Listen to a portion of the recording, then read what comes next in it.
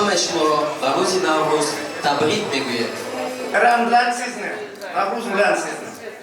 Tilim sizga salomatlik, baxsh, uzun umr.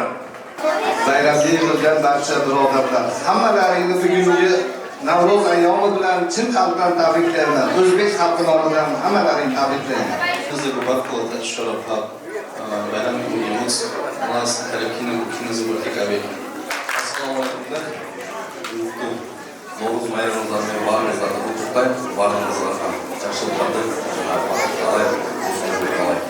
Мира и добра, счастья вашим семьям и всем вам.